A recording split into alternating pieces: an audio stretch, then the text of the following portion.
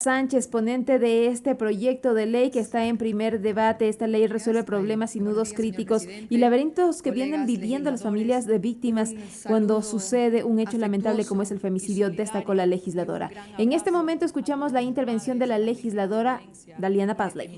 Que me acompañaron en la construcción, en la elaboración de esta propuesta, de este proyecto de ley. Un saludo a los hijos, a las hijas, a los padres, a las abuelas, a los abuelos que se quedan completamente solos después del atroz crimen del femicidio, porque hasta el momento el Estado es el mayor ausente, así como el mayor responsable de que los femicidios sigan ocurriendo. Según las cifras de la sociedad civil, cerca de 1.465 mujeres han sido víctimas de femicidio en los últimos 8 años en el país, dejando a 1.526 hijas e hijos en la orfandad. 1.465 mujeres, el equivalente a 11 veces este pleno. 11 veces este pleno. Mujeres a quienes les arrebataron la vida de las formas más perversas e inconcebibles y cuyas familias se han quedado solas en medio del dolor, del desconsuelo y del desamparo. El Estado, además de no haber garantizado la vida de estas mujeres, no les brinda acompañamiento y no les da reparación absolutamente de ningún tipo. Lo importante, por supuesto, ahora es que los femicidios no se repitan y para eso hay una serie de acciones que emprender. Y esta Asamblea tiene la obligación de presentar propuestas de solución que respondan a las demandas precisamente de las familias afectadas, las familias de las víctimas, para evitar en alguna manera la desgracia adicional y la injusticia hacia ellos. Por eso, en memoria de las víctimas de femicidio, hoy debatimos una propuesta que resuelve o pretende resolver otro problema que queda luego de un femicidio y es la reparación. Es decir, aquello que el Estado debe hacer para que los familiares de las víctimas, aquellas mujeres a las que no pudo proteger, puedan transitar su duelo, recuperar sus planes de vida y sanar sus corazones.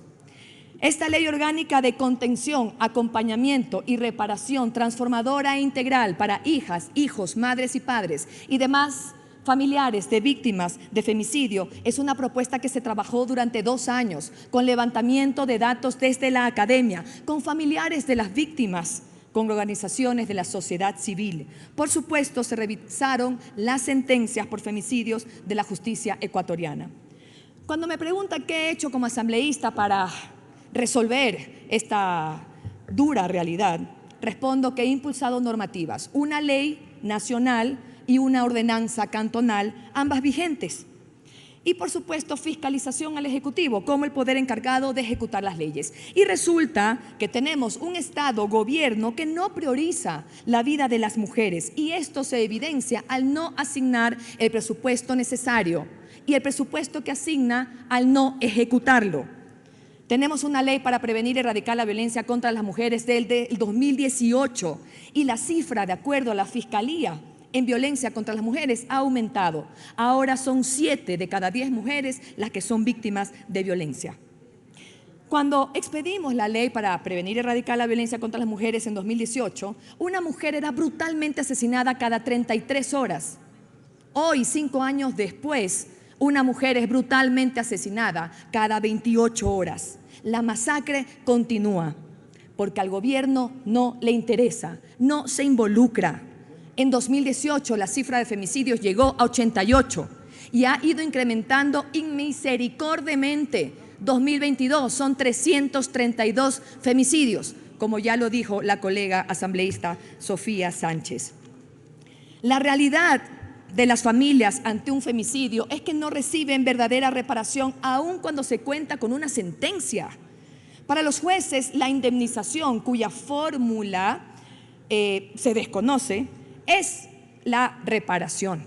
Y la indemnización nunca llega a manos de las familias de las víctimas porque es el femicida quien debe asumirla. Obviamente el femicida o se fuga o se suicida o termina a veces en la cárcel si es que no sale pronto, como sucedió en 2 casos hace poco en el Azuay.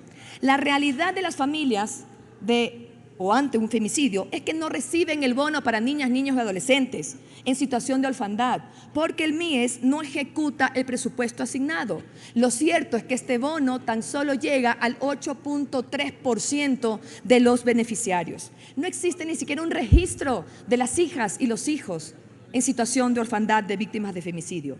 La realidad de las familias ante un femicidio es que los hijos sobrevivientes de pronto se quedan sin padre y sin madre, se quedan sin hogar, sin educación, sin acceso a la salud.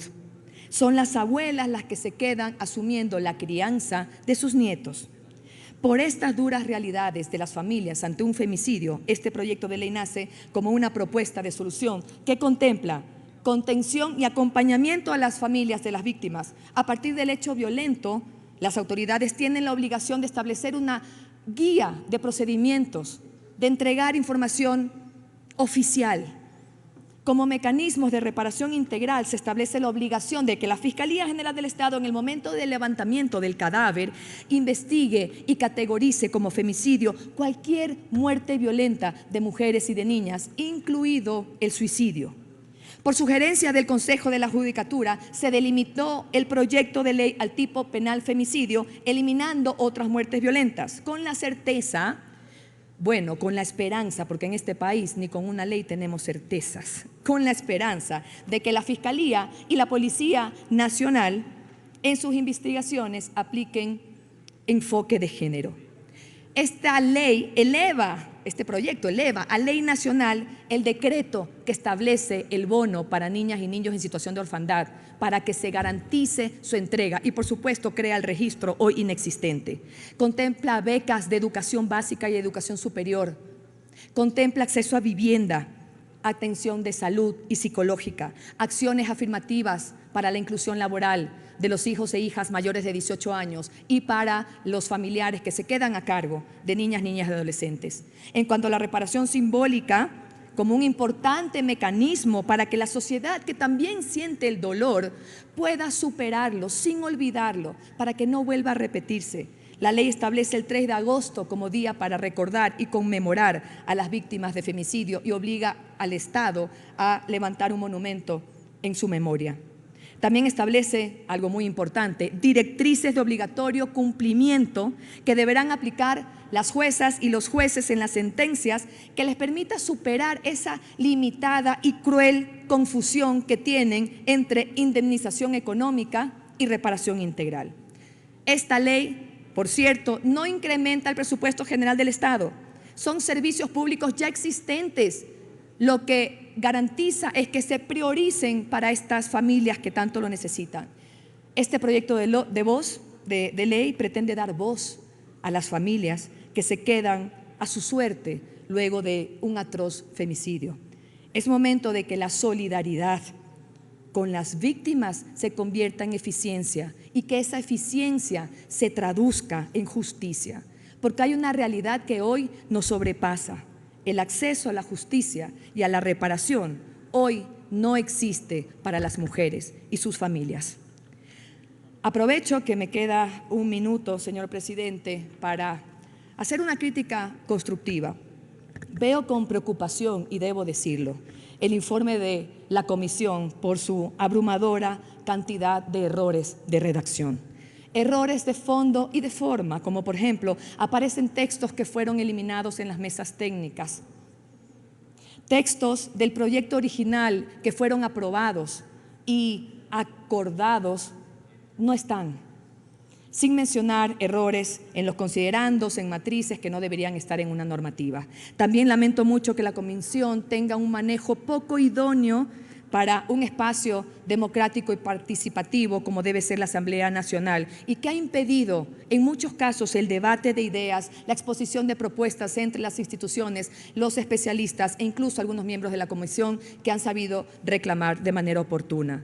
Invito a que la construcción de una ley tan importante para el país y que beneficia directamente a niñas, niños, adultos mayores, se realice desde la comisión, desde su secretaría y desde su asesoría con el suficiente profesionalismo, responsabilidad y compromiso. Muchísimas gracias de manera especial también a las colegas asambleístas por su implicación y su compromiso con estos temas que nos afectan a todos. Haré llegar mis observaciones por escritos. Gracias, señor presidente, colegas legisladores.